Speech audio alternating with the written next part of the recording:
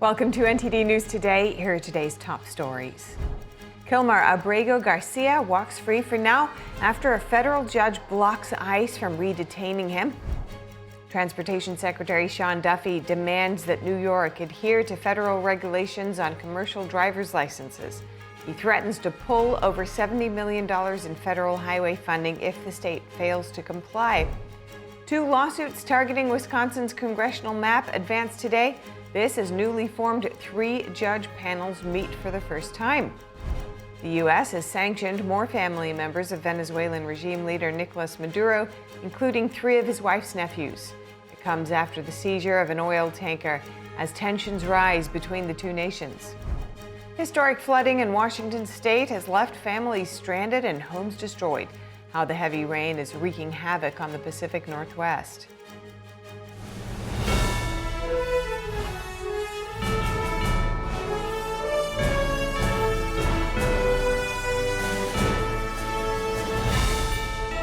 This is NTD News Today, live from our global headquarters in New York City. Today's Friday, December 12th. I'm Stephanie Cox. Kilmar Abrego Garcia is back in the news. A federal judge today ruled that immigration officials could not detain him. The decision came just hours after his release from immigration detention. Abrego Garcia appeared today for a scheduled appointment at an ICE field office. The judge says officials cannot redetain him until the court conducts a hearing on the motion for the temporary restraining order. Abrego Garcia said he will continue to fight and stand firm against what he called the injustices the government has done to him. Garcia entered the U.S. illegally as a teenager. He currently faces federal charges of human smuggling and conspiracy to commit human smuggling in Tennessee. He has pleaded not guilty to these charges. The Department of Homeland Security says police validated that he's a member of the MS-13 gang in 2019. Transportation Secretary Sean Duffy spoke to reporters today to demand that New York State comply with federal regulations on commercial driver's licenses. Duffy called New York the worst offender, saying more than half of the state's CDLs have been issued illegally. 53% of New York's non-domiciled CDLs were issued unlawfully or illegally. Now, what New York does is, if an applicant comes in and they have a work authorization for 30 days, 60 days, 1 year, New York automatically issues them an 8-year commercial driver's license. That's contrary to the law. That's one offense. But we also found that New York many times won't even verify whether they have a work authorization, they have a visa, or they're in the country legally. So they're just giving 8-year commercial driver's licenses to people who are coming through their DMV and sending them out on American roadways. And again, they're indeed.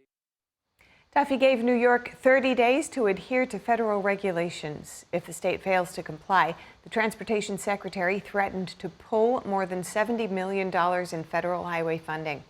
Administrator of Motor Carriers Derek Bars said New York has 32,000 active non-domiciled CDLs. Bars called the New York's policies a, quote, systematically, grossly unacceptable deviation from a federal safety regulation that has been on the books for a long period of time, unquote. New York DMV defended the state's practices, saying it has been complying with federal rules. Duffy has threatened to withhold millions from California, Pennsylvania, and Minnesota after audits found similar issues. Next, more states are being sued by the Justice Department over their voting records. The Justice Department has filed lawsuits against Colorado, Hawaii, Massachusetts, and Nevada. That's for failing to provide their voting registrations to the department. The DOJ said the Attorney General has the legal authority to demand statewide voter registries and ensure proper voter registration and voter list maintenance. Colorado argues the Trump administration does not have the legal right to request the information, and Massachusetts said the department did not provide meaningful justification for their request. A lawsuit was also filed against Fulton County, Georgia, over 2020 election records. So far, the Justice Department has filed 18 lawsuits against states for failing to comply with such requests. The U.S. Treasury is tightening financial reporting rules for money service businesses. Secretary Scott Bessent announced the move today following a major fraud scandal in Minnesota's social services system. The Treasury will issue a geographic targeting order to ensure illegal activity is reported to its Financial Crimes Enforcement Network, known as FinCEN. It will also increase scrutiny on funds sent to areas of concern, including Somalia. In an ex post, Bessent said the process will help investigators follow the money. At least 77 people have been charged in a COVID relief fraud case, many from the Somali community. They're accused of stealing funds meant to feed school children. Bessent said the fraud cost taxpayers hundreds of millions of dollars. Some of that money was sent to Somalia through money service businesses instead of banks. The Treasury already has personnel investigating these businesses, and FinCEN will soon issue formal notices of investigation. The Trump administration has increased pressure on Venezuela, announcing new sanctions on members of socialist regime leader Nicolas Maduro's inner circle. It comes after the U.S. seized an oil tanker near Venezuela. Here's more on that. In its latest move, the U.S. has sanctioned 3 nephews of Nicolas Maduro's wife, Celia Flores. 2 of them have been involved in drug trafficking. They were arrested in Haiti in 2015 and later convicted of transporting hundreds of kilograms of cocaine destined for the U.S. And former Venezuelan treasurer and oil executive Carlos Flores is now back on the sanctions list after former President Biden removed his name in 2022. They join a list of Maduro's relatives already sanctioned by the U.S., including his son and his wife's 3 sons from her previous marriage.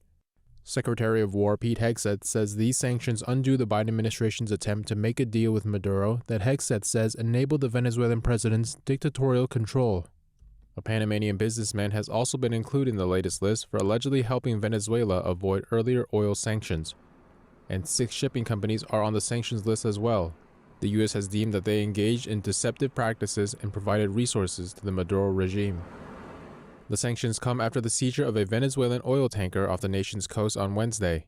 The FBI says the vessel was connected to foreign terrorist organizations and had been transporting sanctioned oil from Venezuela and Iran. Venezuela has condemned the American operation as piracy and vowed to challenge it before international bodies. At the White House, Press Secretary Caroline Leavitt confirmed Thursday the U.S. intends to seize the tanker's oil. The vessel will go to a U.S. port, and the United States does intend to seize the oil. However, there is a legal process for the seizure of that oil, and that legal process will be followed. She would not say whether more tanker seizures are planned, but stressed that the U.S. will not allow sanctioned ships to continue operating at sea. I will just reiterate that the Trump administration is executing on the president's sanction policies and the sanction policies of the United States, and we're not going to stand by and watch sanctioned vessels sail the seas with black market oil, the proceeds of which will fuel narco-terrorism of rogue and illegitimate regimes around the world. As tensions rise, Venezuela accuses Washington of using counter-narcotics missions to mask efforts to topple Maduro and gain access to the country's oil reserves. Meanwhile, Venezuelan opposition leader and Nobel Peace Prize laureate Maria Corina Machado says she intends to return home. Speaking in Oslo after her first public appearance in nearly a year, Machado says she will go back when she believes conditions are safe, regardless of whether Maduro remains in power. Machado has credited President Trump's pressure campaign for weakening the Maduro regime. Artificial intelligence is in the spotlight. President Trump signing an executive order yesterday that would prevent states from putting limits on the industry. NTD's Daniel Monahan has more on the move, which seeks to establish a federal standard on regulating AI companies. The order is titled Ensuring a National Policy Framework for Artificial Intelligence. It aims to create a national standard on AI regulations that would forbid any state laws from going beyond its framework and challenge them through the Department of Justice. When they need approvals on things, they have to come to one source. They can't go to California, New York, and various other places like Illinois. Trump says AI is a big part of the economy, and there's only going to be one winner. That's probably going to be the U.S. or China, and right now we're winning by a lot. China has a central source of approval. I don't think they have any approval. They just go and build. Treasury Secretary Scott Bessent suggested China would outpace the United States in innovation if the federal government allowed states to enact their own rules. This is the biggest technological innovation in our country's history. We've seen the canals, we've seen the railroads, we've seen the utilities, we've seen the build out of the internet and the fiber, and now it's AI, and it is pass-fail versus China. We have the lead, we've got to maintain it. President Trump's order says the national standard on AI regulation should protect children, prevent censorship and copyright infringement, and safeguard communities. President Trump also signed 5 laws overturning Biden-era restrictions on energy leasing across millions of acres. The states impacted include North Dakota, Montana, Alaska, and Wyoming. Trump signed an executive order yesterday directing the SEC to review rules governing proxy advisors, the firms that guide shareholder voting. Trump singled out 2 foreign-owned proxy advisors, Institutional Shareholder Services and Glass Lewis & Company, that advise clients on how to vote their shares.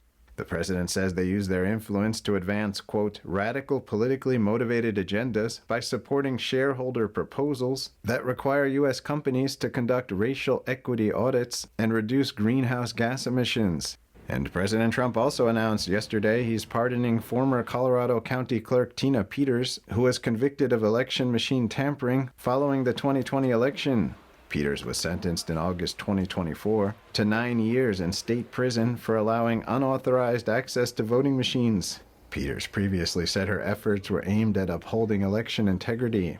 But the presidential pardon appears to be symbolic. Governor Jared Polis and Attorney General Phil Weiser pointed out that the president can only pardon federal offenses, not crimes tried and convicted under state law.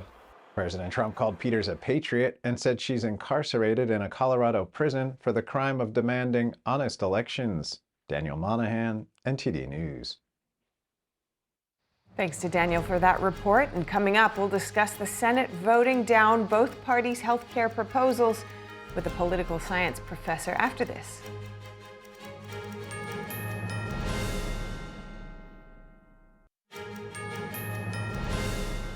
Welcome back. The Senate yesterday voted down proposals from both Democrats and Republicans addressing the expiring Obamacare tax credits.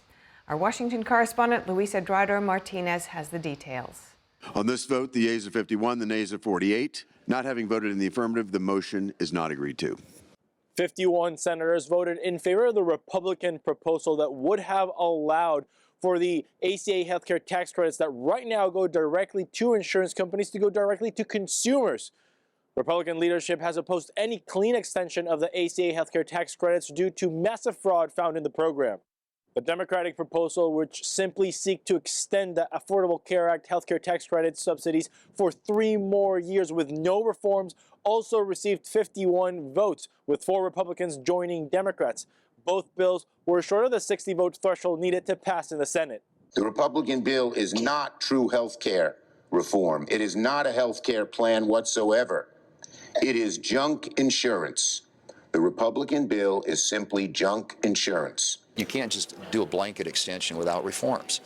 It is rife with waste, fraud, and abuse. It's been driving up insurance premiums for people in this country at 3 times the rate of inflation, and so you've got to have some reforms to make this work. Moderate Republicans, both in the House and the Senate, have proposed a compromised 1- or 2-year extensions as long as Democrats commit to reforming the subsidies. If we can figure out some way to get the extension in place, I believe it's definitely got to be on the table next year. And a lot of the ideas that you're going to see on the Republican side coming from leadership, I think have merit. Certainly, I'm in favor of PBM reform, health savings accounts, association healthcare plans, various other ideas. Are any of those things going to become law and help people by the time of this cliff? It's coming at the end of the year. No. The Affordable Care Act healthcare tax credits expire at the end of the year, and Democratic leadership has not been open to any reform of the subsidies. The House of Representatives will likely vote on their proposal before the Christmas break. Reporting from Washington, D.C., Luis Eduardo Martinez, NTD News. Thank you, Louise. And joining us for insight on the Senate voting down both proposals for health care measures is Professor of Political Science at Tarleton University, Dr. Bo Kabbalah. Good to have you with us today, Dr. Bo. First up, your response. Hey, thank you for having me. Yeah, great to have you with us. Are you surprised, for example, by any of the votes that took place? I was a little taken aback that Senator Rand Paul didn't support the Republican proposal here. The remaining Republicans expressed their support for what I think is a good idea. So that's really the one surprise to me as of right now. And what do you think will be the crux of we know the crux of the issues, but the crux of the solution going forward? Sure. Well, and the cliff is coming up December 31st. The extension of these subsidies expires. So just to break it down quickly, part of the Affordable Care Act, which was the signature accomplishment of President Barack Obama, was the subsidies to health insurance companies. So the idea is if the federal government assists them financially, the rest of us have lower healthcare costs. Now, the issue with this over the years, it turns out it was hard for patients in some cases to re-enroll in different plans, double billing. Senate Majority Leader Toon there pointed out that there has been some fraud and abuse. And so during COVID, when the subsidies, these payouts to insurance companies get extended through December 31st of this year, there's a cutoff date. And now the question is, what do we do about the folks who have benefited from lower healthcare costs, but at the same time, how can we address some of the real issues of fraud and abuse? So there's two competing proposals on the table. If we have time to go into those, be happy to share my opinion. Sure. Let's start with the Democratic proposal.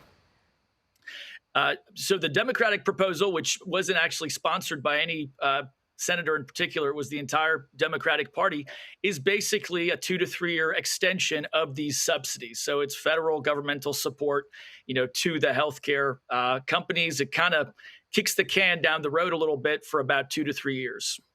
And looking at the Republican position?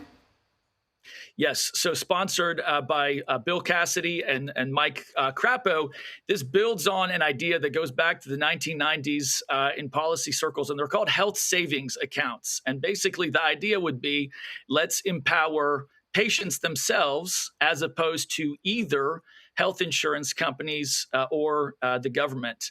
So the idea is take the money that is currently being shifted over through a subsidy to the drug companies, to the health insurance companies, and transfer it to a special kind of account that's called the health savings account, and it's controlled by the patient themselves. And what people like about this idea in particular is it seems in line with a market approach. It seems to incentivize individuals themselves being conscious of their healthcare costs, and they're portable. Health savings accounts are. They're tax deductible. If you make a withdrawal, there's not a tax penalty. So in my opinion, Republicans may have a PR advantage here. It's about empowering patients as opposed to third parties. And the White House press secretary said President Trump is prepared to take action on health care. What does the president want to see ideally? And this has been interesting to note. I think the president favors a market-based solution. Some folks have asked, maybe about, could he be a little more involved? Why hasn't he done more direct lobbying on behalf of either of these solutions? So I think he'd like to see unity. I think he'd like to see openness to healthcare reform. And so my guess is he would favor direct payments to individuals. There have been a range of solutions set forward. These two were voted down, of course, but there is one latest compromise proposal put forward by Republican Congressman Brian Fitzpatrick, and that was joined by a bipartisan group of House members. It extends enhanced premium tax credits and also includes measures to check fraud. How do you think something like that will do? To the extent that it's combining your traditional, safety net support with some market incentives, I think it's a very interesting possible compromise. I'm not sure that it sort of meets the 60-vote filibuster threshold, but it's a very interesting compromise possibility for sure. Yeah, and as you mentioned, the issue of subsidies really has taken on a sense of urgency because the January 1st premium increase draws very close. So what could be the political impact for both parties and their leadership if it's not sorted by then? Absolutely. And I think, Democrats traditionally have an advantage, public relations wise, with delivering health care. I mean, it's undeniable. The Affordable Care Act has lowered health care costs for many Americans. So politically, I think the risk, unless Republicans explain how health savings accounts can truly be a patient empowering solution, is really significant. I think that's a political risk. To the extent that the GOP could speak directly to the American people and sort of make the point, look, we want to have you control your healthcare dollars, be in charge of your healthcare choices. That's an opportunity, in my opinion, but people are puzzled, I think, as to why there isn't more educating or public rhetoric on this issue from the right. Time to get that messaging going out, and the president certainly has been expanding his use of and addressing this issue of affordability that's so much on people's minds at the moment. Absolutely. Yeah. Thank you so much for your time today, Dr. Bo Kabbalah. Good to speak with you. Thank you for having me. Yeah. And next, Indiana state senators vote down a new congressional map that would have likely given Republicans 2 more seats in Congress. It's the first red state to oppose President Trump's nationwide redistricting push. NTD's Melina Weiskup reports. Some Republican state senators in Indiana say they support the president, but not his push to get red states to redraw congressional lines. And you know what? I voted for him 3 times. I like a lot of the things he's done. I didn't like this. On Thursday, Indiana senators tanked a bill that would have likely given Republicans 2 more seats in the U.S. Congress. 19 ayes, 31 noes. This bill has been defeated. No, please stay quiet in gallery. Thank you. 21 state Republicans voted with Democrats to reject the new map, some citing pushback from their constituents. Splitting these counties into separate congressional districts, I believe, creates confusion and barriers to cooperation. While those who supported the GOP-favored congressional map honed in on what they described as an unfair playing field nationwide. Look how they drew those maps. They want you to play by a different set of rules than what they're willing to play by. And we're getting diluted by the Democrats and what they're doing in these other states. Following the vote, the president and state governor reacted with disappointment, warning those who voted no that they'll face tough primaries. I'm sure that whenever his primary is, it's I think in 2 years, but I'm sure he'll go down. He'll go down. I'll certainly support anybody that wants to go against him. I won Indiana all 3 times by a landslide, and I wasn't working on it very hard. Would have been nice. Governor Braun wrote on X, decisions like this carry political consequences. I'll be working with the president to challenge these people who do not represent the best interests of Hoosiers. Indiana is the first red state to reject President Trump's redistricting push. Despite the loss, U.S. House Speaker Mike Johnson is confident Republicans will keep the majority.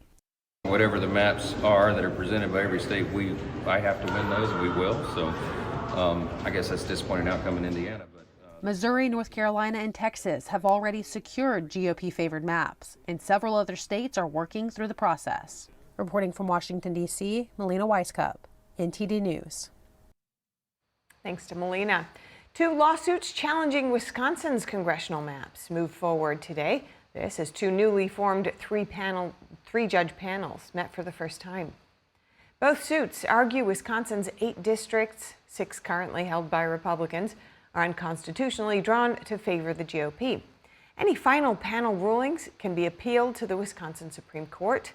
The fight comes as President Trump works to maintain Republicans' narrow advantage in the U.S. House before next year's elections. And the U.S. House has blocked an impeachment attempt against President Trump. Lawmakers voted 237 to 140 yesterday to set aside the measure. The resolution came from Congressman Al Green, his second attempt this year. He accused Trump of threatening federal judges and denounced Trump's comments criticizing members of Congress who called on service members to disobey what they called illegal orders. House Minority Leader Hakeem Jeffries and his leadership team said in a statement before the vote that impeachment demands a thorough investigative process. The lawmakers argued the Republican majority had not carried out that process. Still, Democratic Party leaders stopped short of formally opposing the resolution and chose instead to vote present. In total, 47 Democrats cast present votes. Republicans dismissed the effort as a distraction and warned Democrats would try to impeach Trump a third time if they take control of the House next year. And in a rare bipartisan move, House lawmakers approved a bill to restore collective bargaining rights for nearly 1 million federal employees. The vote was 231 to 195, the first time this term the House has acted to overturn one of President Trump's executive orders. A government that serves the people must also respect the rights of those who serve within it. 20 Republicans joined Democrats to advance the measure, which now heads to the Senate. The bill would undo a March executive order that ended collective bargaining at several federal agencies connected to national security. The Trump administration said the unions had obstructed its agenda, citing authority under the Civil Service Reform Act. The Senate has not yet indicated when it might take up the legislation. Hundreds of illegal immigrants arrested in the Chicago area will remain in custody. A federal appeals court continued a pause on their release. Last month, a lower court judge ordered hundreds of detainees to be released on $1,500 bonds. He ruled the government violated a consent decree banning warrantless immigration arrests.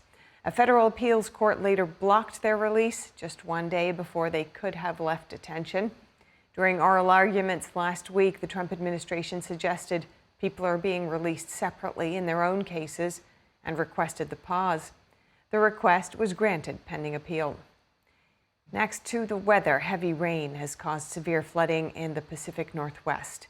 To put it in perspective, think of the average ceiling in a house. The water in Sumas, Washington, near Vancouver, rose higher than that in some areas. Today, the rain is letting up in the region, but some rivers are still rising. Here are the details.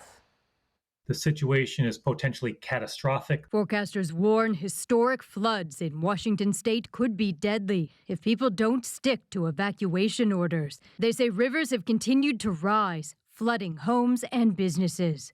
This rescue video is from the Snohomish River outside Seattle. The Skagit River is threatening populated areas farther north. As long as we've been recording the river, it's never gone this high in those areas. So we're deeply concerned. Officials say if levees fail, the property damage could be immense. If the levees hold, which at this point in time, they're solid, not saturated, we'll be okay.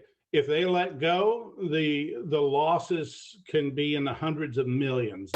Meanwhile, south of Seattle, it probably won't help much, but every little bit. This man says he helped evacuate an RV park when the Cowlitz River rose. There's no water, and the second trip he stepped into the water, and then I come down in there and we loaded him out and got him out of there. In other places across the state, it's a dangerous situation. More communities are grappling with high water. It's sad to see that people's homes are filled with water and potentially have to move out and start again. Officials hope various flood control efforts keep up and keep people safe. Folks are scared right now, and there's good reason to be scared because, these rivers, we do multiple swiftwater rescues a year that can be very dangerous. And 6 people are injured after a gas explosion set off a major fire in a San Francisco Bay Area neighborhood. The explosion, south of Oakland, destroyed at least one home and damaged others nearby. Here's the Alameda County Deputy Fire Chief. No firefighters were injured, emergency responders, but the 6 people who were involved in this incident were transported to the hospital. A lot of the challenges that initial crews faced with power lines were actually falling onto the homes because of the flames pitching upon them. So I felt it and heard it first because I was in my house, and then I was just kind of chilling after waking up, and then I just felt my whole house shake. Came over to check it out, and I saw the house completely just demolished. Fire officials say Pacific Gas and Electric was alerted around 7:30 a.m. that a construction crew, not with the utility, had damaged an underground gas line. Workers stopped the flow of gas around 2 hours later, and the explosion followed shortly afterward. A doorbell camera nearby captured this moment of the explosion. Officials say the neighborhood had been undergoing construction work for wider sidewalks and bike lanes. The National Transportation Safety Board said yesterday it was sending a team to investigate. Coming up, Reddit files a lawsuit challenging Australia's social media restrictions, while the Australian government says it will stand firm to protect its citizens. And the Iranian regime today arresting a human rights activist and Nobel Peace Prize winner. What supporters say about the arrest and her prison sentence after this.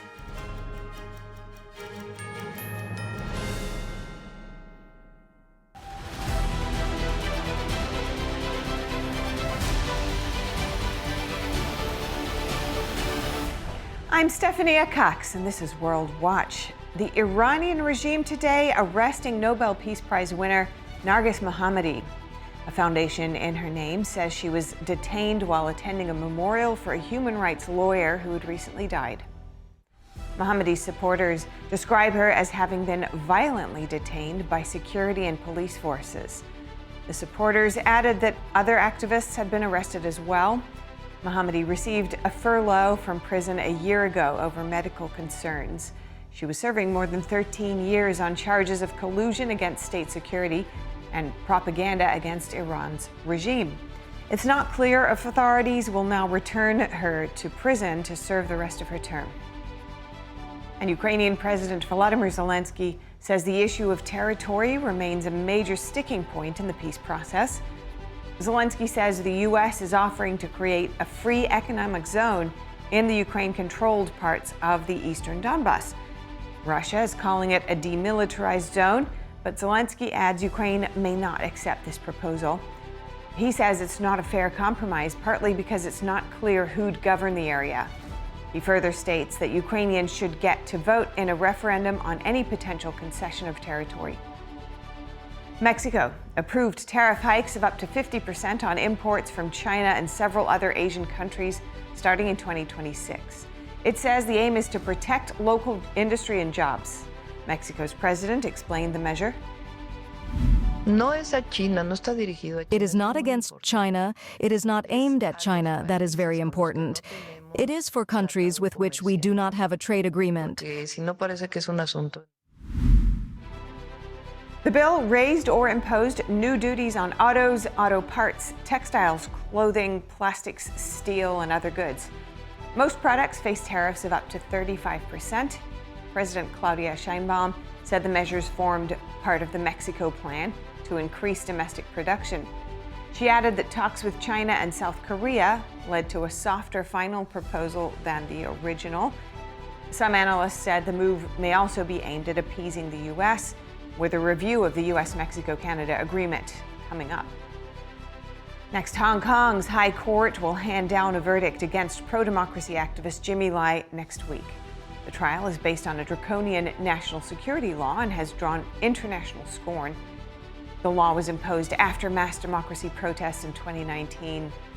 Lai has pleaded not guilty to 2 charges of conspiracy to collude with foreign forces and a charge of conspiracy to publish seditious material.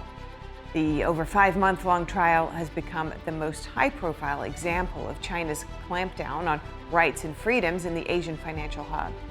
The U.S. says the trial is politically motivated and has demanded Lai's immediate release. U.S. message board website Reddit filed a lawsuit against Australia's teen social media ban. Here's what we've learned about the case. Reddit filed a lawsuit on Friday against Australia's newly imposed social media ban. The U.S. message board company is asking Australia's High Court to overturn the ban for people under 16, as well as its inclusion in it. Reddit called the ban, quote, invalid on the ground that it infringes the implied freedom of political communication. Australia's government has previously said it is ready to fight any legal challenges to the law. It became the first country to ban social media for children under 16 on the 10th of December.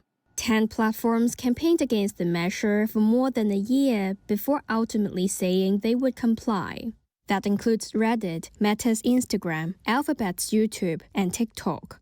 The platforms are required to bar underage users or face a fine of up to almost $33 million. while underage users and their caregivers do not face punishment. However, Reddit said the ban carries some serious privacy issues and would also hinder political discourse in the country. Its court filing reads, Australian citizens under the age of 16 will, within years if not months, become electors. The choices to be made by those citizens will be informed by political communication in which they engage prior to the age of 18. The lawsuit marks a second High Court challenge to the ban. Last month, 2 teenagers backed by an Australian libertarian state lawmaker filed a challenge to the law.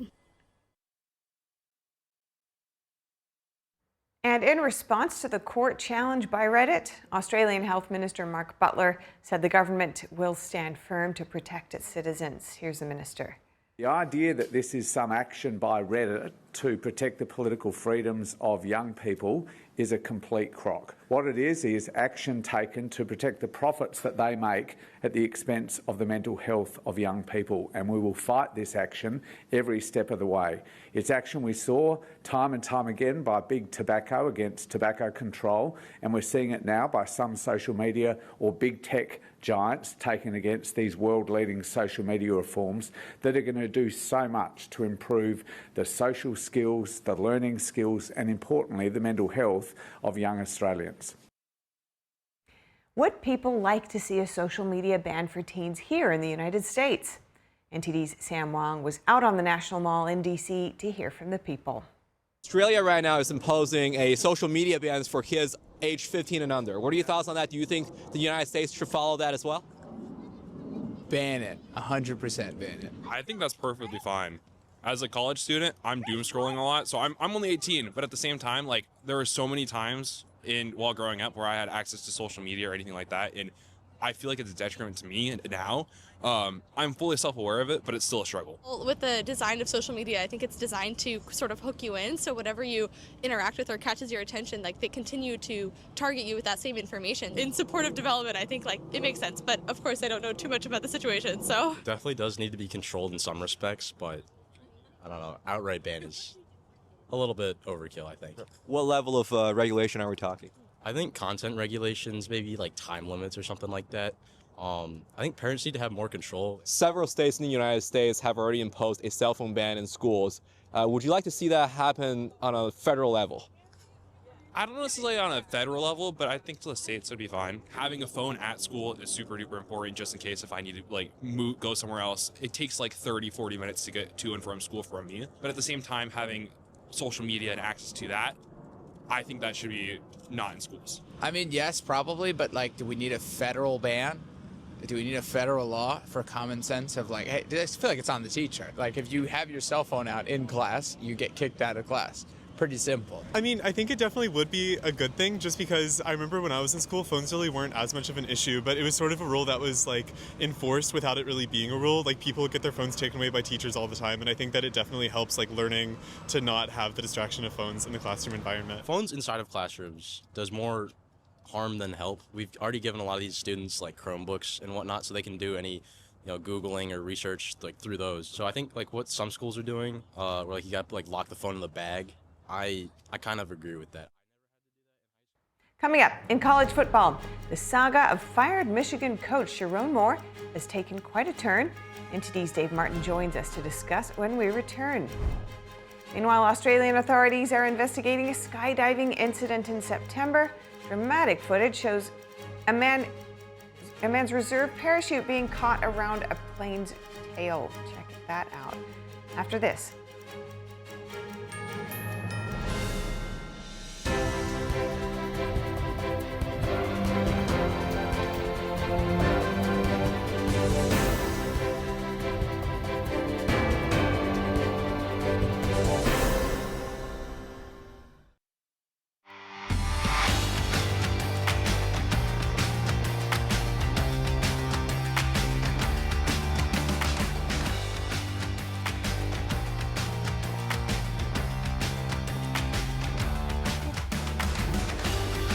Welcome back, and now for your sports news, we're joined by NTD's Dave Martin. Dave, we have baseball and some World Cup skiing news, but let's start in college football because I know The fired coach of Michigan, Sharon Moore, is back in the spotlight. It's taking quite a turn.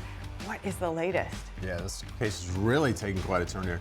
Moore right now still in custody. He is a suspect in an alleged assault. He's expected to be arraigned today. That's according to the Pittsfield, Michigan Department of Public Safety. Now, authorities have not said much really about anything of the details of his arrest. There's been no word on what he might be charged with, if anything.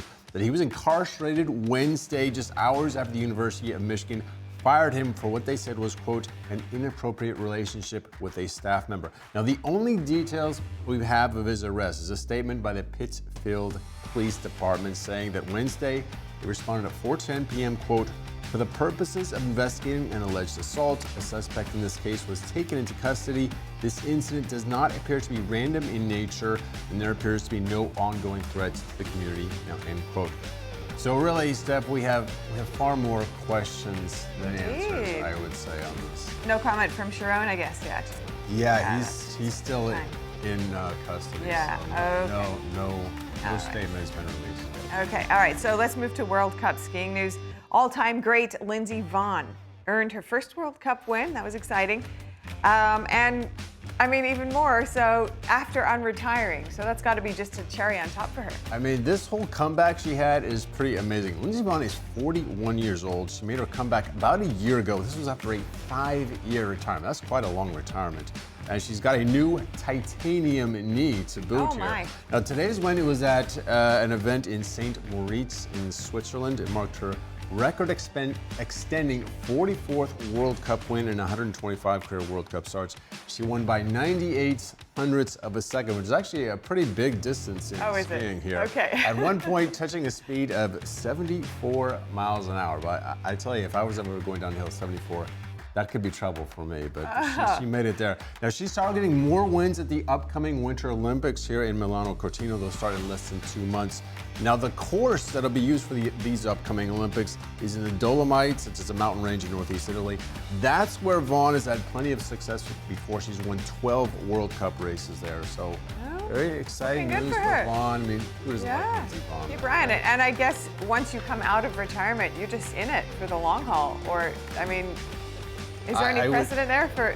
I've never seen someone 5 years out, at least in this sport. I mean, it's funny though. We're talking about it in the NFL. Phillip Rivers is coming out of retirement after just about 5 years too. Okay. So there is some precedence here, you know, and he doesn't even have a titanium knee. So. Well, we'll have to watch him closely too. Yeah. Okay, that could be the secret ingredient. No, I'm sure she's very talented as well.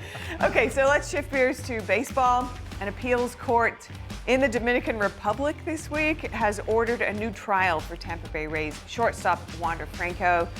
Franco has not played since August of 2023, so what could that all mean for his career? Well, you know, Franco's still only 24 years old, so with this, you know, the new trial, he's got a glimmer of hope anyway. You know, Franco was previously convicted of sexually abusing a minor. That was earlier this year. He received a 2-year suspended sentence. Now, even with a suspended sentence, though, he would have trouble coming back to the U.S. with that kind of conviction. But now that's been overturned, but he still faces the same charges. So it's still, you know, unlikely he'd be able to return until this is finally resolved.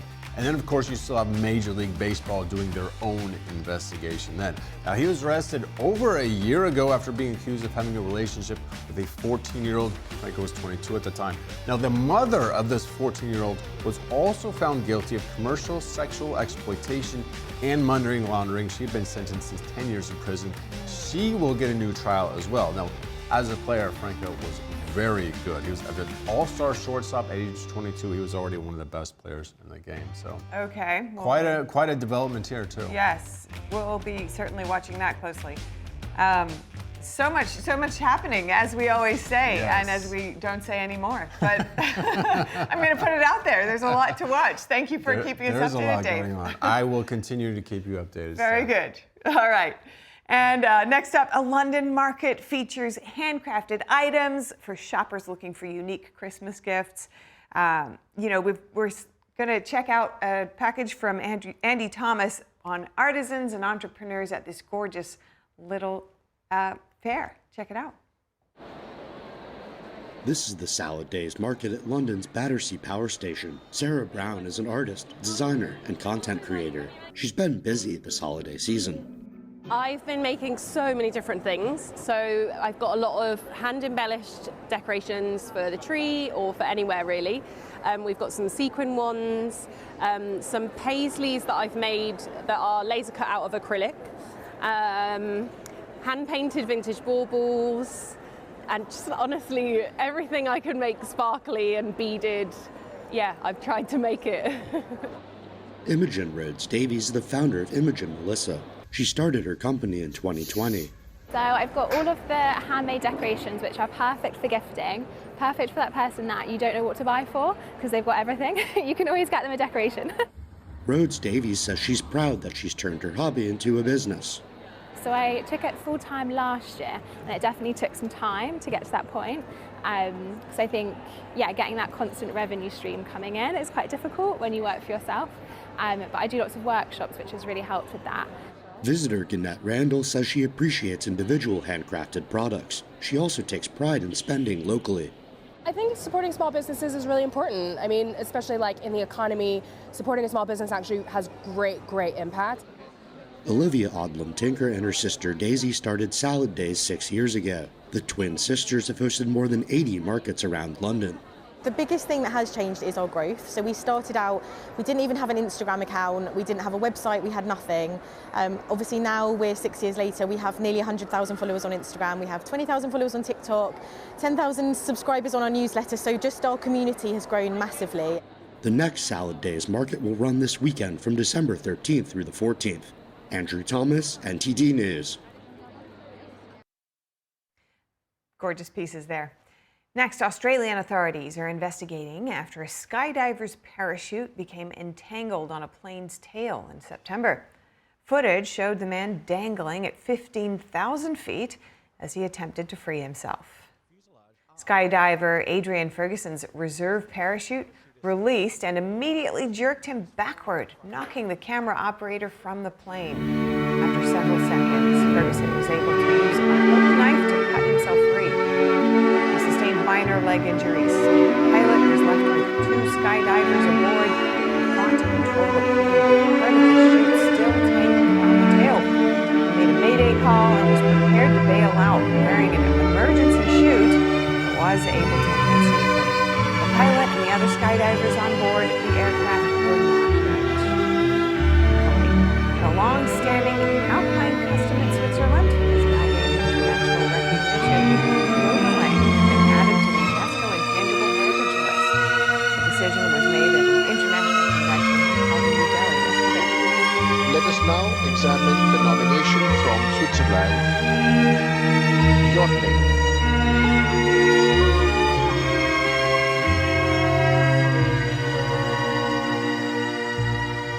Yodeling is a form of singing that alternates between deep, resonant chest tones and bright, soaring head notes in rapid succession. Historians trace it to the Central Alps, where herders once used the echoing calls to summon their flocks or to send messages across rugged mountain valleys. That's all we have time for at this hour, but if you have any feedback on the show or have something you'd like to see us cover, send us an email at news.today@ntd.com. We would love to hear from you. We'll cover more news right after this break.